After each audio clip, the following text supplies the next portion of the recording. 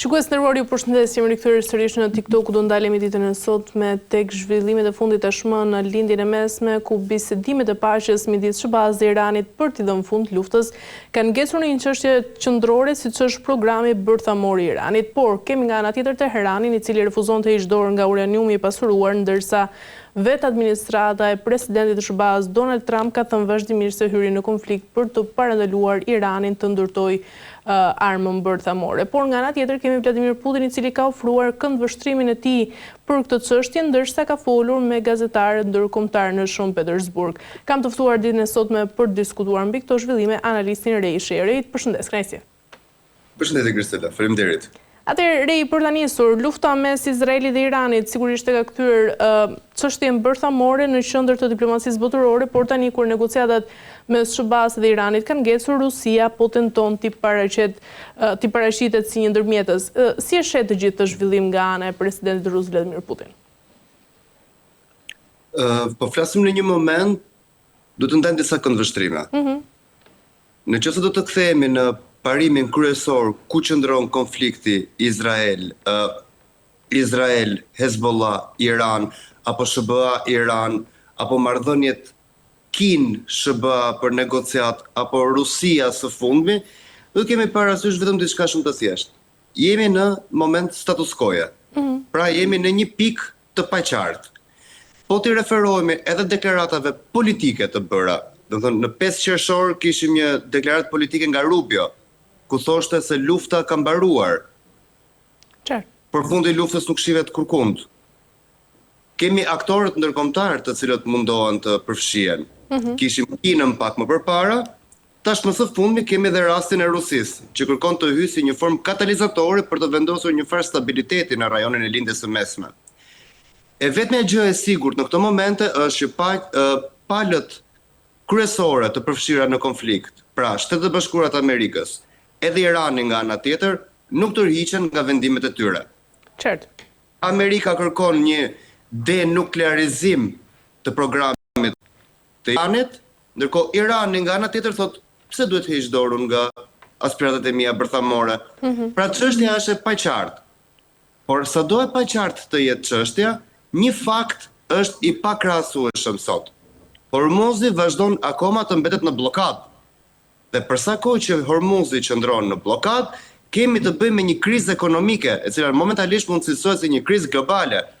Prandaj, paçka sa do të shkojnë negociatat, unë përsëri do të rikthehem tek diçka që ne kemi thënë dhe më përpara bashkë. Në momentin e Hormuzit të bllokuar, Amerika bën lek. Amerika bën para. Dhe në rendin global që jemi sot, pra në globalizmin e sotëm, kryesorja është kush shet dhe kush kontrollon rrugët tregtare. Prandaj kjo është dilema e cila duhet sqaruar. Kjo është arsyeja se si do të sillet fundi i luftës. Për këtë po kërkohet sot të arrihet një marrëveshje. A do kthehemi drejt normalitetit apo do vazhdojmë akoma në status quo e tanishme?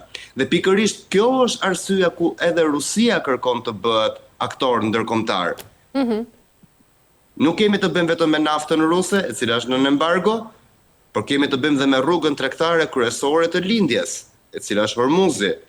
Prandaj, momentalisht në kushtet që flasim, situata është ende e paqartë. Kemi të bëjmë me palë të cilët nuk largohen nga qëndrimet e tyre, pra vazhdojmë me të njëjtat pikë synime, qoftë Shtetet e Bashkuara, qoftë Irani. Por ama fakti kryesor është që Hormuzi sot është i bllokuar, edhe përsëri janë Shtetet e Bashkuara të Amerikës ato që zhvillojnë diktatin e tyre. E qartë, por nga ana tjetër, pavarësisht propozimit rus që parashikon që uraniumi i pasuruar i Iranit të jetë nën kontroll, mendon se ka Teherani tashmë besim te garancitë ndërkombëtare mbas të gjitha përvojave të mëparshme me marrëveshjet bërthamore?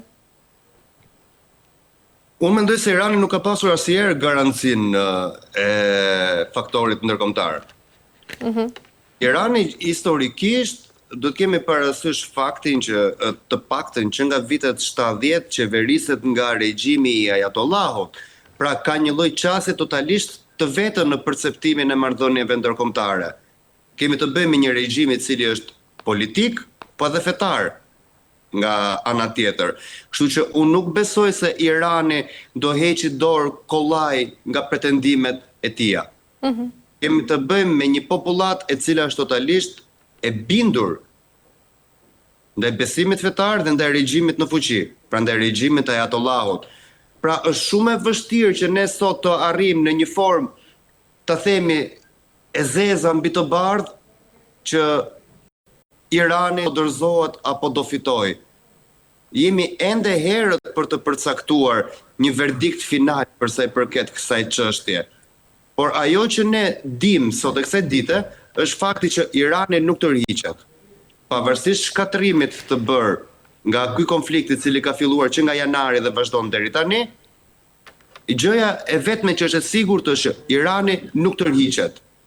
SBA-ja nga ana tjetër nuk tërhiqet, faktori ndërkombëtar do mundohet, pra Kina nga njëra anë edhe Rusia nga ana tjetër, po duhet kemi parasysh edhe faktin e vetëm, midis tyre dy aktorëve, sa do të flasi ndërkombëtarët, janë pikërisht këta të dy që duhet ta gjejnë zgjidhjen ndërmjet njëri tjetrit. Pra Mojtaba nga njëra anë dhe Trumpi nga ana tjetër.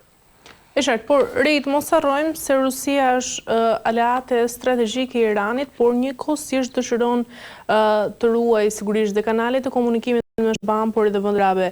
Mendon se mund të jetë Moska një ndërmjetës neutral të shuaj në një konflikt ku ka interesa të drejtë për drejta? Ajo që duhet të kuptojmë është të bëjmë një analizë më cinike.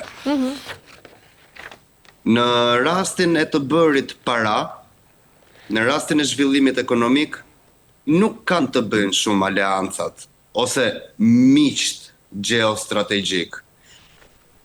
Trumpi dhe Putin, pavarësisht deklaratave që nga njëherë tingëllojnë si agresore ndaj njëri tjetrit, por kjo është për t'i bërë qefin opinionit publik vendas.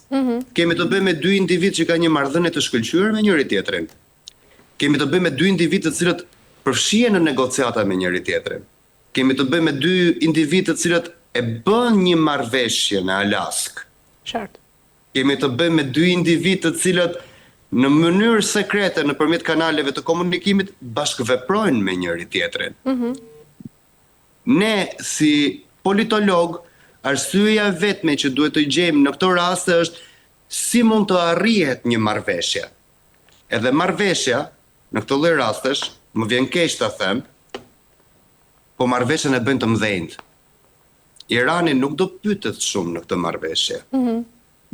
Deali është midis Federatës Ruse, Kinës dhe SBA-s. Këta janë tre aktorët global, të cilët luajnë dhe xhirojnë ekonominë globale. Për përfitimin ekonomik vendosin edhe kursin e politikave të cilat duhen ndjekur, kështu që duke i bërë një lloj dalje asaj propagandës së vazhdueshme, e cila vjen në formën e negociatave, nuk pyet njeri për të voglin. Rendi global njeh të mëdhenjt. Kështu që pak a shumë ne e kemi një qasje se si po priret të shkojë geopolitika botërore. Kemi një Kinë të ulur në negociata, kemi një Rusi e cila bashkëpunon me Shtetet e Bashkuara të Amerikës dhe po lobon që të lirohet nafta ruse nga ana tjetër. Kemi edhe një SBA e cila vendos diktatin ekonomik në botë. Diktatin në kontinentin amerikan, mos harroni, është Kuba e radhës, retorikat po shkojnë drejt Kubës sepse Venezuela mbaroi. Irani është nën kontroll, Kuba është elementi vetëm i cili duket sigurisht është gjilpëra e cila shpon trupin e Shteteve të Bashkuara të Amerikës.